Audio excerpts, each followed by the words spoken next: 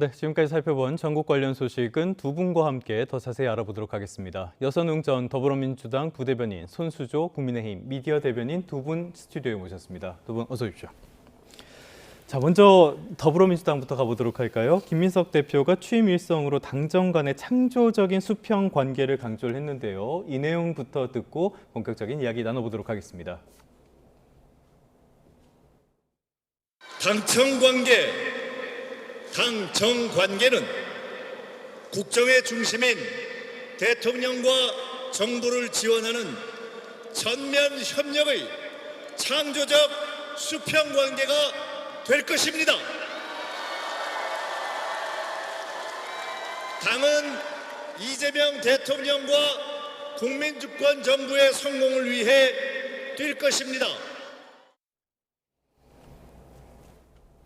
네, 저는 이 내용 처음 들었을 때 전면 협력 그리고 수평 관계 이 두 말이 잘 맞는 말인가라는 의구심도 살짝 들었거든요.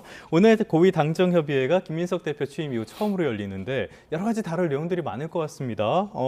당정 일치의 첫 번째 시험대라는 평가도 나오는데 어떻게 전망하세요? 네, 그러니까 방금 이제 저 연설 뒤에 또 어떤 이야기를 하셨냐면은 직원하겠다 이렇게 이야기도 했거든요. 예. 어쨌든 지금 당 대표로서 민심의 여러 가지 목소리를 당의 정책에 반영하고 또 뭐 직원하겠다 이런 뜻으로 해석할 수 있을 것 같고요. 특히나 이제 이번에 고위당정 11시에 이제 처음으로 김민석 대표가 참석하는 회의가 열리는데요. 예. 그동안에 이제 뭐 여러 가지 뭐 사적한 문제들이 많습니다. 가장 대표적인 것이 세제 관련된 뭐 개편안인데. 83 개편안이요? 네, 예. 그렇습니다. 그 부동산 관련된 또 세제 개편안 같은 경우에는 뭐 여러 가지 좀 우려가 있었습니다. 특히나 뭐 서울시 지역구 의원들도 이 관련해 가지고 민심을 들어보니까 비거주 1주택자도 뭔가 이제 세금이 올라가는 세부담이 늘어나는 뭐 그러한 것은 전혀 약간은 뭐 조금 국민적인 수용성이 좀 낮다 이러한 의견도 전달한 상태이고 김민석 당대표도 전당대회 기간에 이 부분에 관련해 가지고 좀 수정이 필요하다 이렇게 이야기를 했거든요. 그래서 아마도 오늘 고위당정에서 많은 분들이 관심 갖는 부분은 이 정부가 발표한 이 개편안을 당이 어느 정도 민심을 반영해서 수정할 것인가 여기에 조금 초점이 맞춰져 있는 것 같은데요. 저는 이 부분도 뭐 서울시 국회의원들 이야기 그리고 또 김민석 당대표의 그 전당대회 발언 이런 것들로 비추어서 생각을 해보면은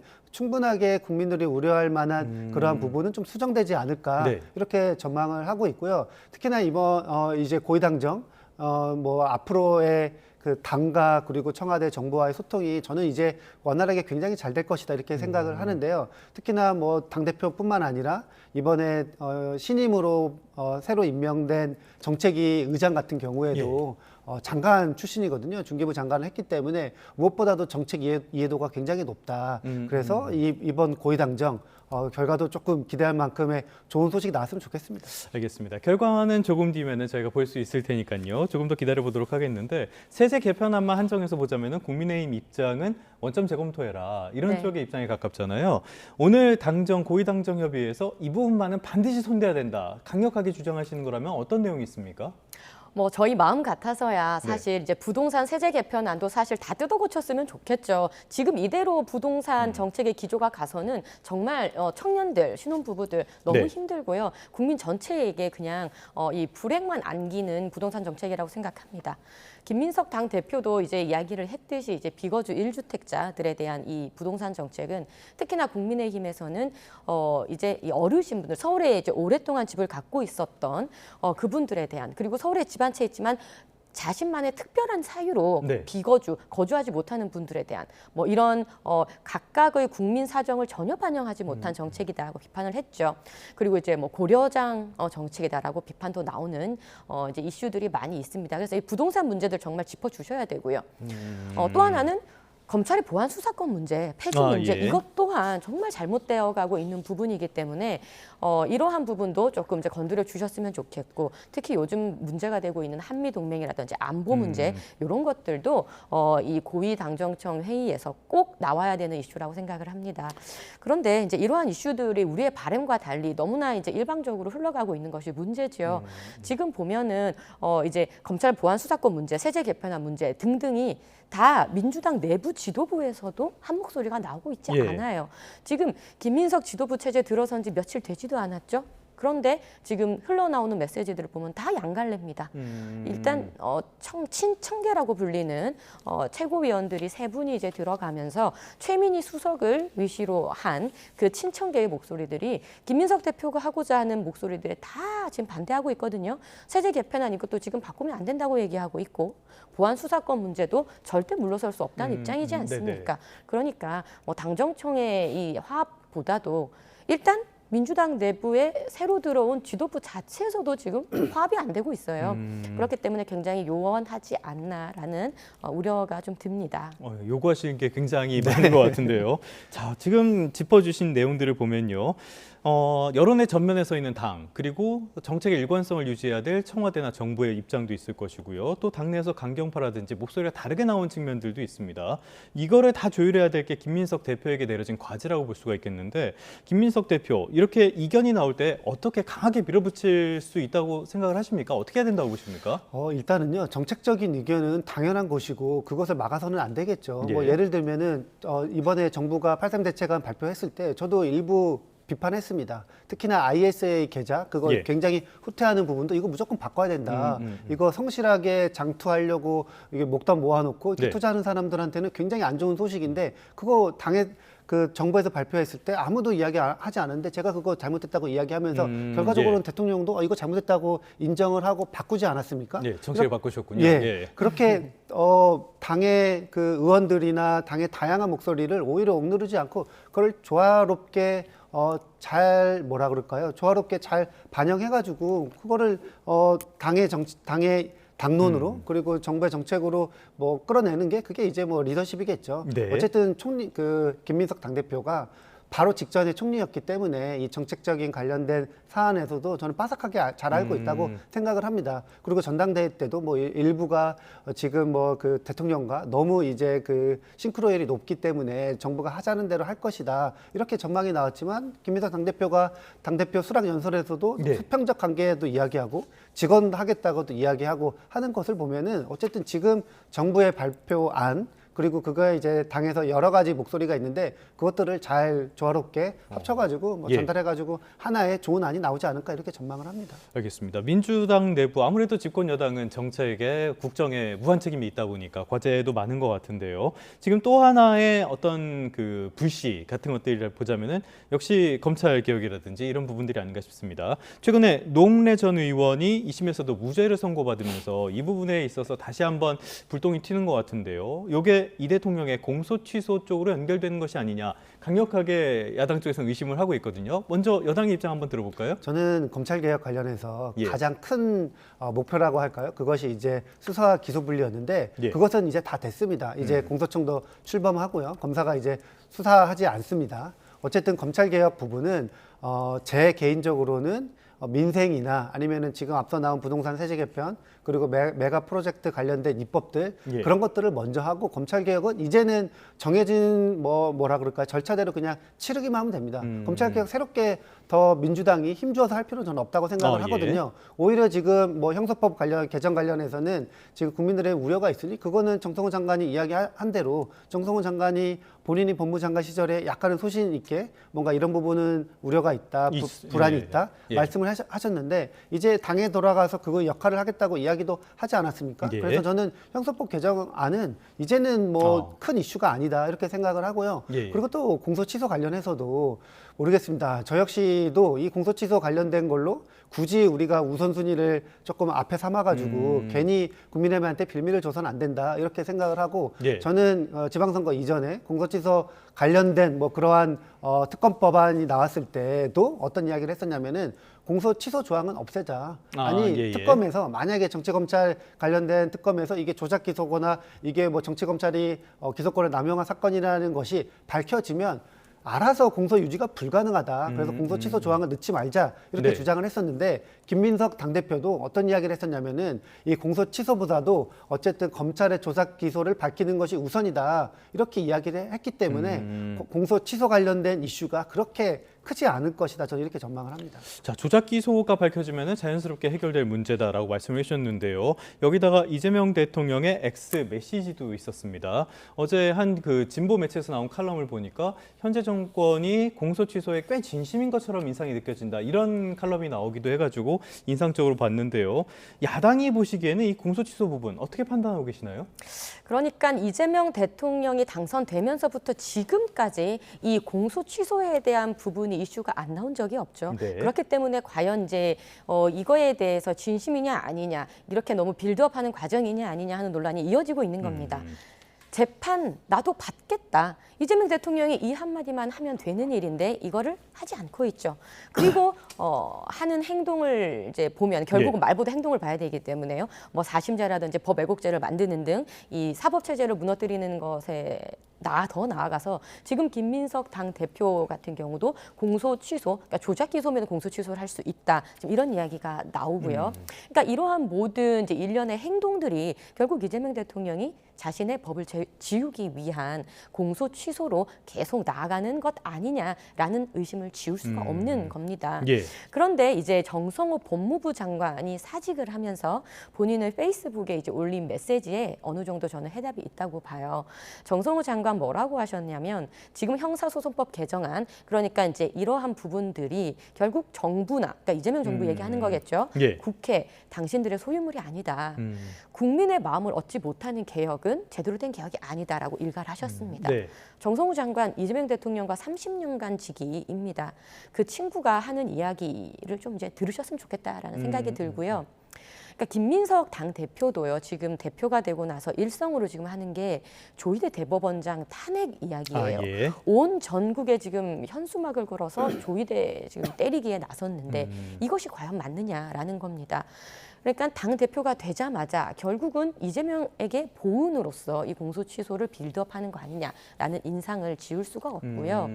지금 보시면은 결국은 이 검찰 보안 수사권 폐지라는 이 부분도 예. 국민들의 반대가 굉장히 높잖아요. 그러니까 지금 사법 체제들이 다 지금 흔들리고 있는 것이 결국은 이제 국민들의 반대가 높고 원래는 이재명 정권에서 이제 전면 폐지는 안 된다고 했었다가. 예. 김민석 당대표 밀어주기 위해서 사실상 강성 지지층들에게 어떻게 보면 선물로 예. 내준 것이 전면 폐지였어요. 김민석 당대표는 이 검찰 보안 수사권 전면 폐지를 선물 보따리로 풀면서 당선된 당대표입니다.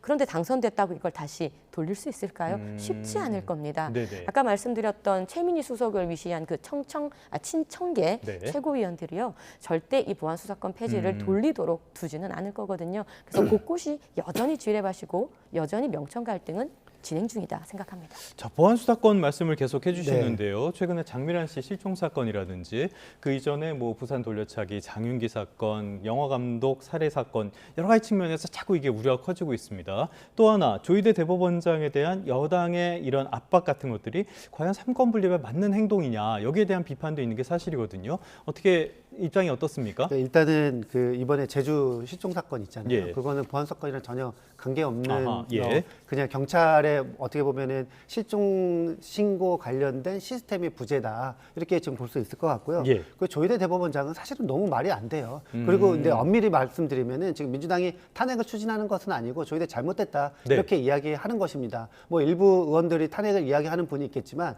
그게 이제 공식적인 당의 당론은 아니다 말씀을 드리고요. 네. 어쨌든 저는 조희대 대법원장이 대법원장으로 자격이 없다 이렇게 생각을 하는데요. 이번이 벌써 세 번째입니다. 그 윤석열 전 대통령이 내란 일으켰을 때 사법부 아무 말도 하지 않았고요. 네. 그리고 지난 바로 직전에 있었던 대선 때 예. 갑자기 대선 유력 후보 관련해 가지고 재판을 굉장히 이례적으로 뭐 진행을 하면서 갑자기 출마 못하게 할 정도의 뭔가 이런 정치 개입을 했습니다. 그리고 이번에도 대법관 임명 굉장히 이거는 반헌법적인 뭐 행위라고 저는 생각을 하는데요. 과거에도 대법원장의 제청권과 대통령의 임명권이 충돌한 적이 있었어요. 예를 들면 예. 이게 대통령의 임기가 5년이고 대법원장의 임기가 6년이기 때문에 항상 전임 정권이 임명한 사람의 대법원장과 현직에 있는 대통령이 부딪힐 수밖에 없습니다. 근데도 그런 적이 굉장히 많았는데 왜 한 번도 대법관 공석이 이렇게 6개월 동안 7개월 동안 있었던 적이 없었냐? 네. 쉽게 말하면은 대법원장이 대통령의 임명권을 다 존중했습니다.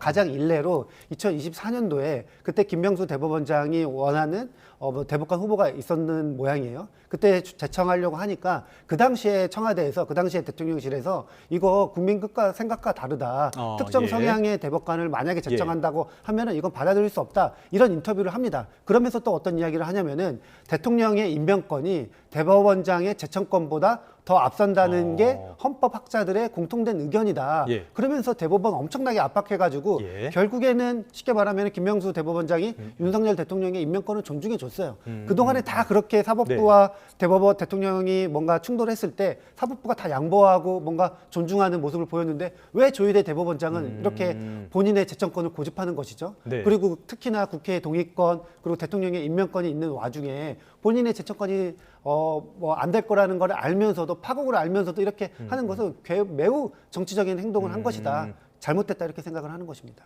매우 이례적인 일이라는 데에는 누구도 이론은 없을 것 같습니다. 자, 지금까지는 여당 소식 주로 살펴봤는데요. 엉망 시끄러운 거는 야당도 마찬가지라서 이번엔 야당 이야기 한번 들어보도록 하겠습니다. 야당 장동혁 대표가 지금 중진 희생론이라는 이야기를 하고 있어요. 먼저 이 얘기부터 듣고 이 얘기가 왜 나왔는지 한번 살펴보도록 하겠습니다.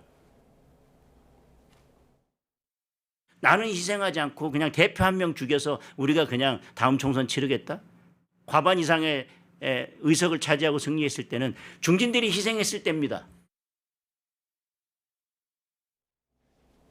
네, 이 이야기가 나온 배경을 살펴보자면요. 장동혁 대표가 당협위원장 다시 뽑자 이렇게 얘기를 했던 거. 그다음에 또 징계 정치 문제도 있었습니다. 여기에 대해서 중진들까지 반발하고 있는데 어느 쪽에 조금 더 심장이 가십니까? 어느 쪽이라기보다는 일단 조금 팩트를 바로 잡자면 당협위원장을 모두 교체하겠다는 얘기가 아니죠. 이제 그 선수 교체가 아니고 이제 룰 변경에 대한 이야기죠. 그러니까 당협위원장을 이때까지는 추대해 왔는데 이것을 직선제로 바꾸겠다라는 거죠. 그러니까 당원들이 직접 뽑는 이제 당협위원장 체제를 이제 마련하겠다라는 것입니다. 그러니까 어떻게 보면은 이제 의총도 저희가 열었지만 이러한 대의 명분 직선제로 하겠다는 거는 의원들께서 다 동의하셨어요.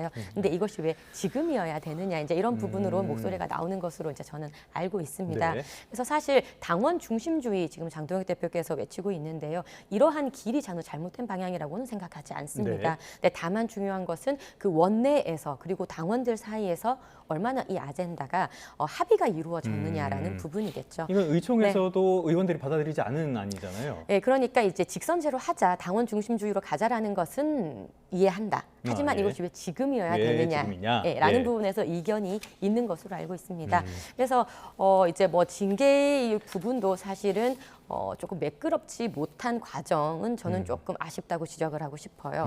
그런데 그렇다고 해서 사실 조경태, 뭐 권영진, 뭐 진종호 의원님 이런 분들이 한 행동이 과연 정당했냐? 또 그거는 아니지 않습니까? 그래서 네. 우리가 짚을 거는 짚고 그리고 다시는 당내에서 이런 해당 행위들이 일어나지 않게 하기 위해서 당의 원칙과 기강을 바로잡는 측면에서 징계에는 필요했다라고 보고요. 다만 이제 그런 윤리위원회라는 그 시스템의 어떤 정당성, 그다음에 그 절차 이런 부분들에 대해서 매끄럽지 않았던 부분은 조금 우리가 바로잡을 필요는 있다고 생각을 합니다. 자, 지금 보면요. 지금 장동혁으로 4명의 당원권 정지 명단이 나왔는데요. 조경태 의원, 진종호 의원, 권영진 의원, 그리고 서범수 의원 이렇게 4명입니다. 이 면면들 뭐 다른 당의 징계 얘기라서 조금 곤란하실 수도 네. 있겠지만 이 면면들 어떻게 보이십니까? 근데 징계 사유는 예. 그러니까 명분은 확실히 있습니다. 뭐 조경태 의원 같은 경우에는 공직선거, 그러니까 이제 그 국회의장, 부의장 예. 선거에서 졌는데도 경선에서 졌는데도 불구하고 다른 당이랑 어쨌든 뭐 계속해서 이야기를 하면서 뽑지 말아라 네. 이렇게 말한 거잖아요. 이게 이제 지방의 기준으로 보면은 그거는 징계 사유입니다. 네. 지방 의원들 중에 저런 사유로 그러니까 내가 의장이 되기 위해서 다른 당과 손잡아가지고 의장 된 경우가 되게 많아서 그러면 100이면 100 전부 다 징계 예. 받습니다. 그렇기 때문에 저거는 징계 명분이 확실히 있었다 이렇게 보여지는데 다른 세 분도 비슷합니다. 그러니까 예전에 장동혁 대표가 초반에 뭐 당대표 그냥 비판하는 사람들 뭐 지금 징계하겠다 그러한 네. 때랑은 약간 좀 다르게 이 네 분의 그 징계 같은 경우에는 명분은 확실히 있었다. 그러니까 과거에 배현진, 김종혁 최고처럼 뭐 법원에 가처분을 가가지고 제동이 걸리거나 그러지는 않을 것 같은데 어쨌든 지금 장동혁 대표가 지금 최근에 뭔가 이 지도부 관련된 리더십이 굉장히 무너진 상황에서 네. 이 징계 정치로 뭔가를 뚫으려고 한다는 비판은 확실히 있다. 특히나 그리고 관련해 가지고 똑같이 이진숙 의원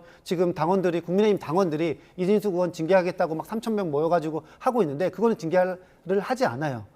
실제로 과거에 5.18 관련해 가지고 망언이나 어쨌든 그런 네. 발언들을 했던 국민의힘 국회의원들 국민의힘이 계속해서 징계했습니다. 심지어 제명까지도 한 적이 있는데 이진숙은 징계 안 하고 이 넷은 뭐 징계 사유는 분명하지만 왜 이들만 징계해? 형평성 관련해서 굉장히 조금 여론의 여지가 있다, 이론의 여지가 있다 이 말씀을 드리고요. 아까 이제 잠깐 이제 당협위원장 교체 나왔는데 그건 장동현 대표의 큰 실수라고 생각을 합니다. 아, 예, 예. 당협위원장 교체가 그렇게 쉬운 일이 아닙니다. 네. 당장 국민의힘의 중진 의원들이 장동현 대표 사퇴 요구가 있을 때도 가만히 있다가 이 당협위원장 사퇴하라고 하니까 지금 3선들 따로 모이고 4선들 따로 모이고 예민하죠. 네, 예. 정종식 원내대표는 박근혜 전 대통령 찾아가가지고 연찬에 와달라고 이야기하고 있어요. 이거는 장동현 대표가 이른바 반장 세력, 그냥 중립계에 있었던 국민의힘 의원들을 반장으로 다 모는 이런 네. 악수를 펼친 것이 아닌가 이렇게 생각을 합니다. 자, 지금 잘못 건드렸다라는 말씀도 해주셨는데요. 사실 전반적으로 봤을 때는 이제 당내 분란도 분란이지만 제가 구체적인 숫자를 말씀드리진 않겠지만요. 최근에 이재명 대통령의 지지율이 하락하고 있는데 국민의힘 쪽으로는 반사이익이 별로 안 보인단 말이죠. 이걸 두고 자해 정치다, 뺄셈 정치다 이렇게 장동혁 대표에 대한 비판이 굉장히 커지고 있거든요. 자, 이런 행위들이 당에 전혀 도움이 되지 않는다는 지적, 이건 어떻게 받아들이십니까? 글쎄요, 저는 어떤 정치적인 유불리를 떠나서 해야 될 일을 그냥 하고 계신다라고 생각을 하고요. 이번에 이제 당협위원장 직선제 이 부분도 사실상 당원 당규에 2년에 한 번씩 8월 말에 하게 되어 있어요. 근데 그 되어 있는 것을 이때까지는 그냥 운영위원회라는 그 시스템을 통해서 추대했던 것을 당원들에게 사실 정치적 효용감을 돌려드리고 당원 중심주의로 가자라는 그런 취지에서 당의 어떻게 보면 미래를 보고 나아가는 어떤 원칙적인 부분이었다라고 생각을 합니다. 예. 어쩌면 정치적인 유불리 그리고 대표가 힘을 받기 위해서 여러 가지 정치적인 수를 뒀다면 오히려 이런 정면 돌파를 하지 않았었겠죠. 네. 그런데 오히려 이제 장동혁 대표는 정말 당원을 보고 그냥 가시는 거고 원칙 중심으로 간다. 저는 이렇게 생각을 하고 있습니다. 이재명 대통령의 지지율이 떨어지는 부분은 사실상 어떤 정책적인 부분이 큰 것이죠. 부동산 정책 그리고 이제 레버리지 ETF 단일 네. 종목을 했던 어떤 그런 주식 문제들, 그다음에 안보 문제들 이런 정책적인 부분인데 사실 야당 입장에서는 우리가 할 수 있는 것들이 많지가 않지요. 그나마 우리가 지금 해결했다고 할 수 있는 것은 국민 참정권 그 부분에 있어서 올림픽공원에서 그 시민분들의 목소리를 우리가 받아들이면서 특검을 이루어냈던 것 그거 하나 정말 예. 우리가 했던 것인데 그 다른 것들은 사실 우리가 반대하는 것 말고 야당이 실질적으로 힘을 가질 수가 없죠. 그렇기 때문에 우리가 그 지지율을 반사이익을 받지는 못하는데요. 참 안타깝습니다. 지금 야당이 할 수 있는 뭐 필리버스터라든지 패스트트랙 태우는 거 이런 것들도 지금 민주당에서는 기간을 잘라버리는 등 이 야당의 입틀막 정책들을 또 그렇게 독자적으로 하고 예. 있거든요.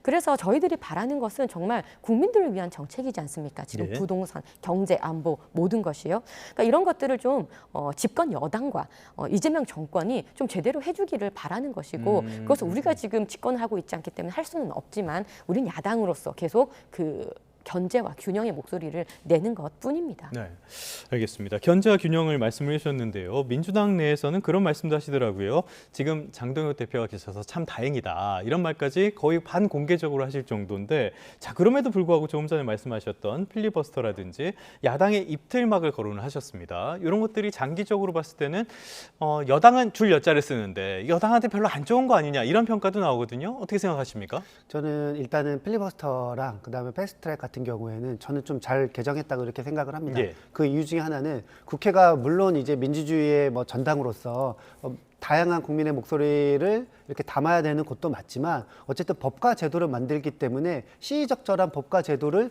만들어가지고 사회가 잘 굴러갈 수 있게 전진할 수 있게 하는 역할도 있는데 그동안에 너무 효율성이 낮게 평가됐어요. 예를 들면 패스트트랙도 이름만 패스트트랙이었지 그냥 일반적인 법 그 입법 과정보다 더 느립니다. 그런 것을 볼 때 이게 그래서 당내 그 예전에 여의도에서 무슨 이야기 했었냐면은 패스트 트랙 가면은 더 늦는다. 이렇게 이야기가 나올 정도였어요. 그래서 저는 이거는 국회가 약간 효율적으로 일하는 국회를 만들기 위한 어쩔 수 없는 불가피한 선택이었다. 이렇게 생각을 하고요.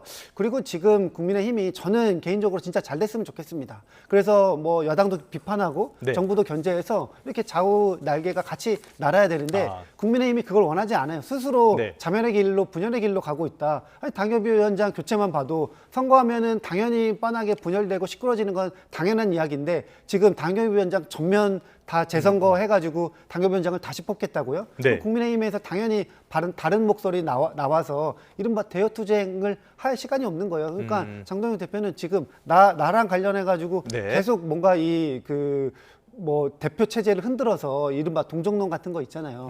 그렇게 뭔가 피해자 코스프레를 원하는 이러한 전략적인 행보를 하고 있는 것이 아닌가 오히려 그런 오해가 들 정도입니다. 자, 그런데요. 이 과정에서 장동혁 대표와 정정식 원내대표의 투톱 간의 마찰도 지금 계속 불거지고 있어요. 당내 상황이 괜찮은 겁니까? 네, 뭐 같은 목소리가 나면 더 좋았겠지만 예. 어떻게 보면은 당 내에서 다양한 목소리가 있는 것은 맞고요. 사실 개혁이라는 게 그런 것 같습니다. 근본적으로 기존의 무언가를 지키려고 하는 세력과 다시 바꾸려고 하는 세력은 늘 부딪히기 마련인데요. 또 원내대표께서는 원내대표 역할이라는 게 있는 것이고 또 당 대표는 당 전체를 위한 어떤 그런 새로운 비전 제시. 네. 이제 지금 당원 중심주의를 외치고 계시죠. 사실 장동혁 대표 들어와서 처음으로 100만 당원이라는 것을 넘은 우리 숫자를 가졌기 때문에 이 당원에 대한 정치적 효용감을 주고 싶어 하시는 게 장동혁 대표의 또 생각입니다. 네. 원내대표는 또 조금 다른 방향성이 있을 수는 있겠죠. 예. 근데 이런 것은요, 지금 여야 할 것 없는 흐름이라고 보는 것이 정청래 전 대표 같은 경우도 1인 1 뭐 투표권, 주권 이렇게 얘기하면서 당원 중심 외치지 않았습니까? 저는 이렇게 가는 길이 저는 맞는 길이라고 보거든요. 그래서 사실 기존에 계시는 분들께서는 뭔가를 바꾸는 것이 조금 불편할 수도 있고 두려울 수도 있습니다. 뭐 2년에 한 번씩 당원들에게 나의 평가를 받는다라는 것이 불편할 수도 있겠지만 그런 것들을 우리가 딛고 나아갔을 때 정말 네. 더 국민과 당원들에게 다가갈 수 있는 국민의힘이 될 수 있다고 저는 생각을 합니다. 알겠습니다. 역시 전국 소식 짚어볼 내용들이 꽤 많았는데요. 오늘은 여선응전 더불어민주당 부대변인 그리고 손수조 국민의힘 미디어 대변인 두 분과 함께했습니다. 오늘 말씀 잘 들었습니다.